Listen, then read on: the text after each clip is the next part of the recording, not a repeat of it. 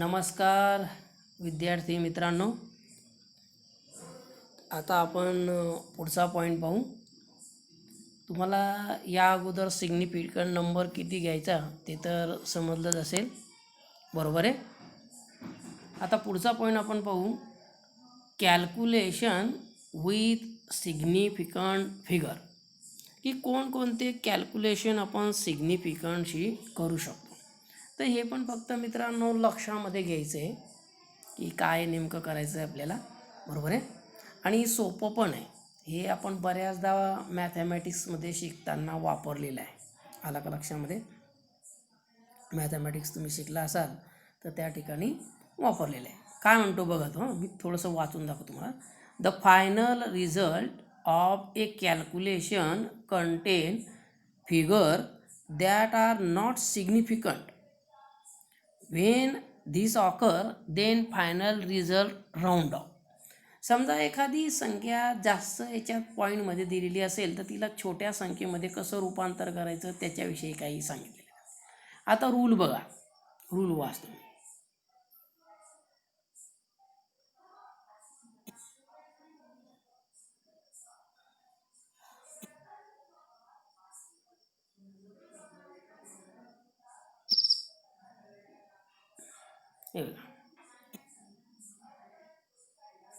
हे जे काही रूल दिलेले आहेत ना ते रूल वाचतो मी.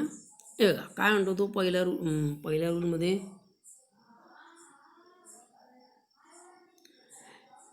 बघा, the following rule are used to round off the figure. म्हणजे संख्या कशी छोटी करायची. In a figure the last digit is less than 5, then last digit is unchange. समजा शेवटचा डिजिट हा 5पेक्षा जर कमी असेल तर तो अनचेंज म्हणजे बदल करायची काही गरज नाही. आणि हे मॅथमॅटिक्स तुम्ही वापरलेलं आहे. बघा एक्झाम्पल सोपं आहे. 46.32 अशी व्हॅल्यू दिलेली आहे. आणि पुढे काय म्हणतो तो, राऊंड ऑफ टू 2 डिजिट. 2च डिजिटपर्यंत तुम्हाला ही संख्या तो काय आहे लिहायला सांगतोय. देन फिगर कशी लिहाल तुम्ही, इज 46. फक्त 46 येईल का, कारण 0.3 हे 5पेक्षा काय आहे लहान आहे. मग ते सोडून द्यायचे, पुढचा अंक घ्यायची काही गरज नाही. आता दुसरा वाचतो. In a figure the last digit is greater than 5 or more. पण समजा शेवटचा डिजिट 5पेक्षा काय आहे मोठा आहे, म्हणजे 5 किंवा 6, 7, 8. Then last digit is to be kept by increasing 1 unit. तर शेवटचा डिजिट घेताना काय करायचा, तो एकाने काय करायचा वाढवून घ्यायचा. एक्झाम्पल बघा, एक्झाम्पल तुमच्या लक्षामध्ये येऊन जाईल. समजा 52.87 ही संख्या दिलेली तुम्हाला, round two the 3 significant figure. परंतु आता कितीपर्यंत सांगितलं त्याने, 3 सिग्निफिकंट फिगर, 3पर्यंत घ्या सांगितले. तर आता टोटल अंक झाले 4 52.87मध्ये. आता 3पर्यंत आहे ना 52.8. पण पुढचा अंक जर पाहिला तर किती आहे 7, म्हणजे हा 5पेक्षा मोठा आहे. मग त्याला जर घ्यायचं नसेल तर पुढचा अंक 8च्या ऐवजी काय करून घ्यायचा 9, म्हणजे फिगर आली 52.9. आलं लक्षामध्ये. तर असं सोपं कॅल्क्युलेशन तुम्ही जनरली 10वीत 9वीत 8वीत वापरलेलं आहे, तर ते पुन्हा सांगून काही उपयोगाचं नाही आहे. आलं लक्षामध्ये. तर या फॉर्मेटने पाहू आपण. आता पुढचं प्रॉब्लेम पाहू एक छोटासा.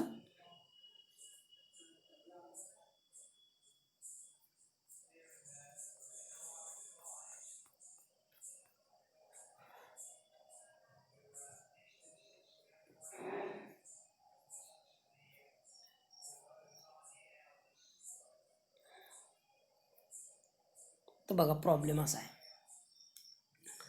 तर हा प्रॉब्लेम पुस्तकात आहे बघा दिलेला. Round of each of the following to the number of significant digit indicates. Number असा दिला आहे बघा 1.223 टू 2 डिजिट, बरोबर आहे. बी दिला आहे 12.56 टू 3 डिजिट, आणि सी दिलेला आहे 122.17 टू 4 डिजिट, आणि डी दिलेला आहे 231.5 टू 3 डिजिट. तर पहिल्याचं उत्तर कसं लिहाल तुम्ही 1.223 दोनच डिजिट पाहिजे आपल्याला 1.2 एवढंच तुम्ही म्हणा 1.2. तिसरा 2 आहे बरोबर आहे मग 5पेक्षा लहान आहे घ्यायची गरज नाही म्हणजे पहिल्याचं एचं उत्तर आलं 1.2. दुसरा बघा 12.56 हा 3पर्यंत आहे बरोबर आहे. आता 12.5 तर येऊन गेला पुढचा नंबर काय आहे 6 मोठा आहे पाचाच्या पुढचा झाला म्हणून 5चे काय करून घ्यायचे 6. सो 12.6 ॲन्सर काय आला 12.6. पुढचा बघा 122 122.17 टू 4 डिजिट. आता 4 डिजिट जर म्हटलं तर किती आलं 122.1 पण पुढचा नंबर 7 आहे तो 5पेक्षा मोठा आहे म्हणून एकाचे काय करून घ्यायचे 2 म्हणजे 122.2 आणि D.8 231.5 टू 3 डिजिट. आता 231 हे 3 डिजिट आले पण 0.5 5 आहे किंवा 5 असल्यामुळे वाढवून घ्यायची व्हॅल्यू 231च्या ऐवजी करून घ्यायचे 232. तर अशा पद्धतीचं मॅथमॅटिकल ऑपरेशन आपण वापरलेलं आहे मित्रांनो बरोबर आहे. तर अशा पद्धतीने छोटे छोटे प्रॉब्लेम तुम्ही सोडवू शकतात. आलं लक्षामध्ये. तर आपण आता पुढचा पॉईंट पाहू. पुढचा पॉईंट होता बघा डिटर्मिनेशन ऑफ मॉलिक्युलर फॉर्म्युला. मित्रांनो आपण जेव्हा केमिस्ट्रीमध्ये अननोन कंपाऊंड असतो किंवा एखादा कंपाऊंड असतो तर त्याचा आपल्याला मॉलिक्युलर फॉर्म्युला माहिती पाहिजे आणि मॉलिक्युलर फॉर्म्युला नसला तर कमीत कमी त्याच्यात किती इलेमेंट प्रेझेंट आहे हे आपल्याला माहिती पाहिजे. How many elements are present in the unknown compound बरोबर आहे. मग याच्याकरता आपण पहिल्यांदा माहिती करून घेऊ इम्पिरिकल फॉर्म्युला आणि मग दुसऱ्यांदा माहिती करून घेऊ मॉलिक्युलर फॉर्म्युला बरोबर आहे. आता पहिला पॉईंट घेऊ आपण.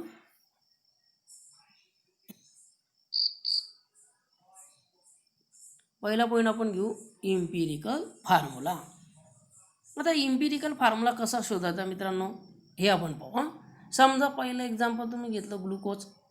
मग ग्लुकोजचा फॉर्म्युला काय होता C6H12O6 बरोबर आहे.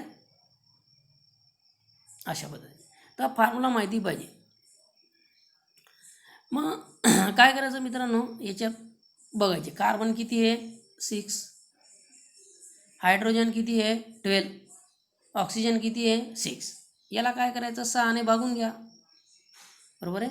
कार्बन किती आले 1 हायड्रोजन किती आले 2 ऑक्सिजन किती आले 1. मग याच्यावरून तुम्ही रेशो लिहू शकता. काय आला रेशो 1:2:1.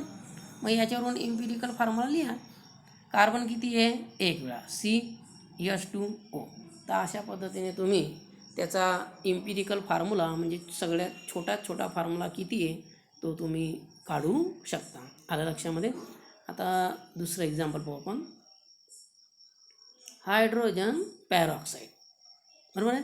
पहिल्यांदा फॉर्म्युला माहिती पाहिजे मित्रांनो. बऱ्याचदा काय होतं मित्रांनो आपल्याला फॉर्म्युलाच माहीत नसतो. मग फॉर्म्युलाच जर माहीत नसलं तर पुढे आपल्याला काही सोडवता येणार नाही. तर ते पहिल्यांदा लक्षात घ्यायचं. याचा फॉर्म्युला बघा आहे H2O2. फॉर्म्युला काय आहे H2O2. मग आता याच्यात हायड्रोजन किती बघा. हायड्रोजन किती आहेत 2 हायड्रोजन आणि 2 ऑक्सिजन. 2ने भागून घ्या. 2ने भागितल्यानंतर किती आलं 1 हायड्रोजन आणि 1 ऑक्सिजन. म्हणजे रेशो जर पाहिला तर रेशो किती आला 1:1. मग याच्यावरून इम्पिरिकल फॉर्म्युला काढू शकता तुम्ही HO. इम्पिरिकल फॉर्म्युला काय आला HO. आलं मग लक्षामध्ये इम्पिरिकल फॉर्म्युला म्हणजे काय. इम्पिरिकल फॉर्म्युलाची डेफिनेशन जर तुम्हाला करायची असेल तर तुम्ही अशी करू शकता मित्रांनो. बघा इथे दिलेली आहे. इम्पिरिकल फॉर्म्युला म्हणजे द रेशो काय म्हणता येईल तुम्हाला द सिम्पल रेशो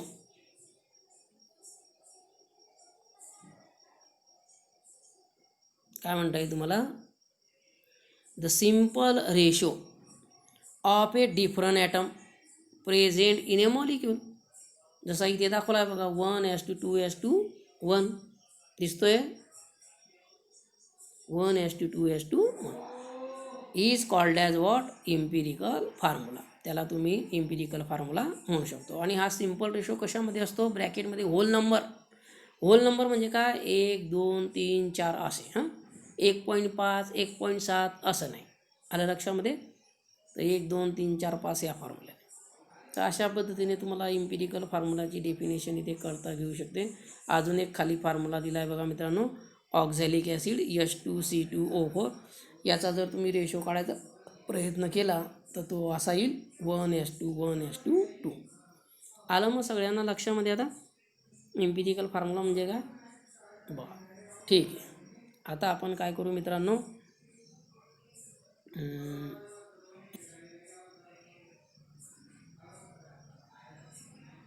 आता आपण पाहू मॉलिक्युलर फॉर्म्युला. हाय ही मॉलिक्युलर फॉर्म्युला म्हणजे काय?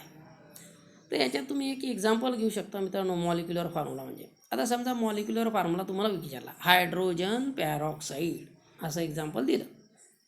मग हायड्रोजन पॅरॉक्साईडचा फॉर्म्युला काय आहे? H2O2. बरोबर आहे. हा फॉर्म्युला बदलणार आहे का हायड्रोजन पॅरॉक्साईडचा? हां, H2 म्हणजे H2च असेल तिथे, O2 म्हणजे O2च असेल तिथे, फॉर्म्युला बदलणार नाही. म्हणजे याच्यावरून मॉलिक्युलर फॉर्म्युला म्हणजे काय? एक्झॅक्ट नंबर डेफिनेशन करायची असेल तर exact number of a different atom present in a molecule. आलं लक्षामध्ये? काय म्हणता येईल तुम्हाला? Exact number of a different atom present in a molecule किंवा compound is called as what? Molecular formula. त्याला तुम्हाला काय म्हणायचं आहे? Molecular formula. And molecular formula represent molecular weight of the substance. Molecular formula जर तुम्हाला एकदाचा माहिती झाला ना मित्रांनो, तर त्याच्यावरून तुम्हाला काय माहिती होऊ शकतं? Molecular weight. काय माहिती होऊ शकतं? Molecular weight. तर ते तुम्ही लक्षात घेऊ शकता. आता आपण पाहू की एक्झाम्पल घेऊन, समजा molecular formula of hydrogen peroxide is H2 आहे. मग याच्यात काय मिळालं आपल्याला? It content 2 hydrogen and 2 oxygen. याच्यामध्ये 2 हायड्रोजन आहेत आणि 2 काय आहेत? ऑक्सिजन आहेत.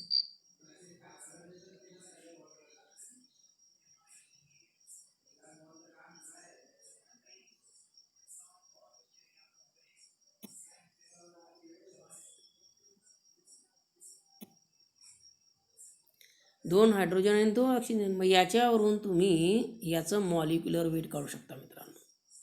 मॉलिक्युलर वेट ऑफ H2O2 काय झालं? 2 हायड्रोजन 2 ऑक्सिजन. बरोबर आहे. त्याच्यानंतर 2 इंटू हायड्रोजनचं ॲटॉमिक वेट किती मित्रांनो? 1. आणि ऑक्सिजनचं 16, म्हणजे 2 इंटू 16. मग जे येईल ते लिहून टाका खाली. 2 आणि 32, दोघींची बेरीज करा, 34. म्हणजे या पद्धतीने तुम्ही काय काढू शकता मित्रांनो? Molecular weight. आला लक्षामध्ये? मग दोघी फॉर्म्युले आले लक्षामध्ये? तर जनरली मित्रांनो आपण फॉर्म्युला जो यूज करणार आहे ना, तो आहे मॉलिक्युलर फॉर्म्युला. आणि मॉलिक्युलर फॉर्म्युलाचं जे वेट असतं त्याला म्हटलं जातं मॉलिक्युलर वेट. नंतर दुसरा जो आहे इम्पिरिकल फॉर्म्युला, हा काही आपण फारसा वापरत नाही. परंतु इम्पिरिकल फॉर्म्युला जर घेतला तर इम्पिरिकल फॉर्म्युलाचं जे वेट असेल त्याला म्हटलं जातं इम्पिरिकल फॉर्म्युला वेट. आलं लक्षामध्ये? आता दोघींमध्ये रिलेशन काय ते बघू आपण. The relation between molecular formula and empirical formula is molecular formula is equal to n into empirical formula. बरोबर आहे. Where n is what? Natural number. n काय तिथे? नॅचरल नंबर म्हणजे 1 2 3. बरोबर आहे. तर अशा पद्धतीने आपण दोघींचा रिलेशन इथे सांगू शकतो. आणि हा फॉर्म्युला तुम्ही लक्षात ठेवायचा आहे. याला असं ब्रॅकेट टाकून घ्यायचं. आलं लक्षामध्ये? तर हा फॉर्म्युला तुम्ही लक्षात ठेवायचा की ज्याच्यावर आपल्याला पुढे काय सोडवायचे मित्रांनो? एक्झाम्पल सोडवायचे आहेत. आलं लक्षामध्ये? आता ते एक्झाम्पल आपण बघू की कसे कसे प्रॉब्लेम आपल्याला सोडायचे. तुम्हाला फॉर्म्युला लक्षात आला मात्र? आता याच्यावरची प्रॉब्लेम पाहू आपण.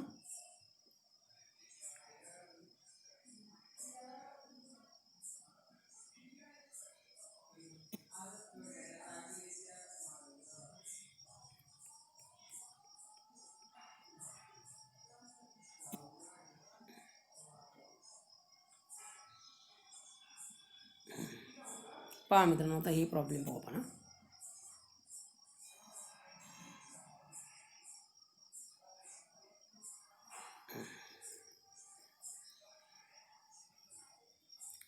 तर मी प्रॉब्लेम वाचतो मित्रांनो, तुम्ही त्याच्याकडे लक्ष द्यायचं.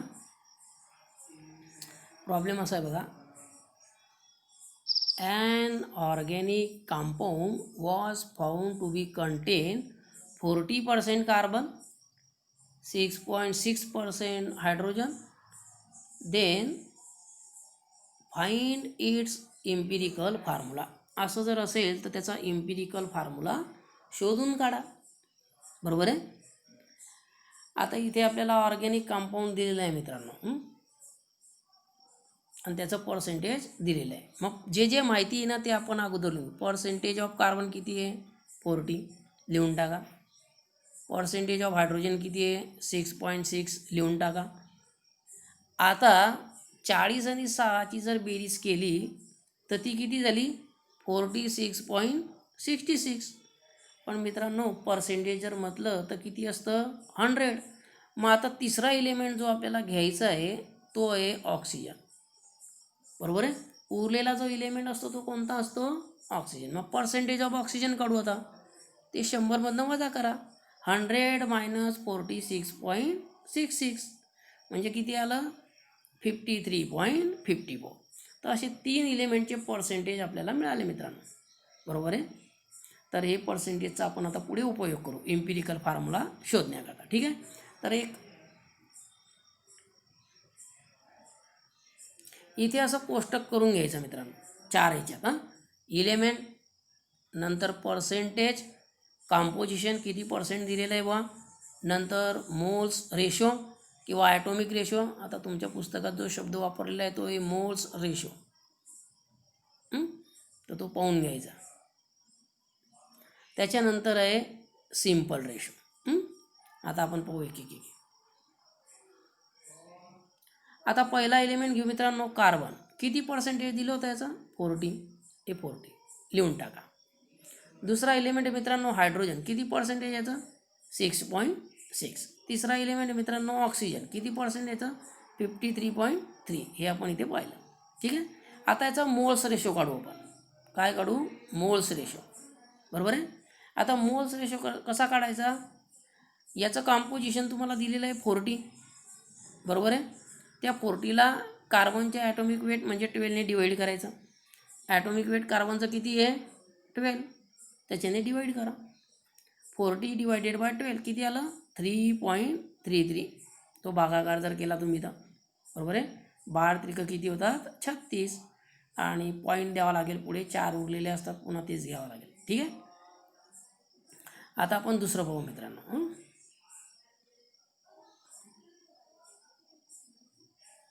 हायड्रोजन. हायड्रोजन किती मित्रांनो? 6.66. बरोबर आहे. आता याचं मोल्स रेशो काढू. आता 6.66 आणि हायड्रोजनचा ॲटॉमिक वेट किती आहे? 1. हे आपल्याला माहिती पाहिजे. मग त्याच्याने भागून घ्या. एकाने भागितलं तर उत्तर काय मिळेल? फक्त तेच 6.66. आता तिसरं पाहू मित्रांनो ऑक्सिजन. ऑक्सिजनचं वेट किती आहे? 53.34. आता ऑक्सिजनचं वेट किती असतं? 16. मग 16ने भागून घ्या.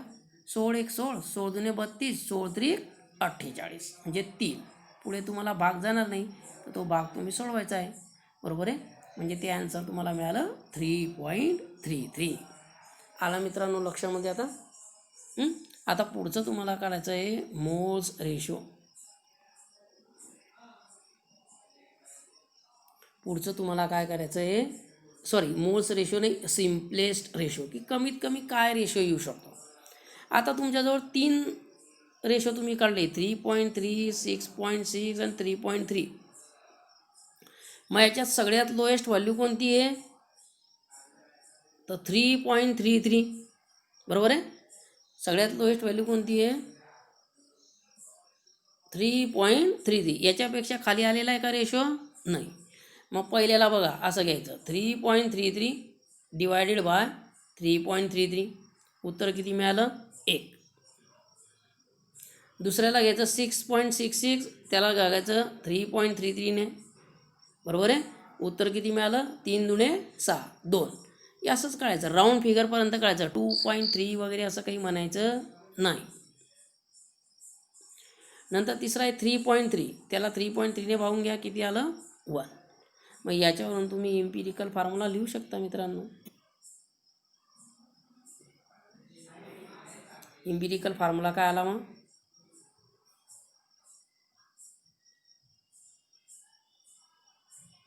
इम्पिरिकल फॉर्म्युला आला 1 आहे म्हणजे कार्बन किती आला? 1. 2 आहे म्हणजे हायड्रोजन किती आले? 2 CH2. 1 आहे म्हणजे ऑक्सिजन किती आले? 1. म्हणजे फॉर्म्युला तयार झाला, इम्पिरिकल फॉर्म्युला CH2O. आला लक्षामध्ये मग? इथे आपण थांबू.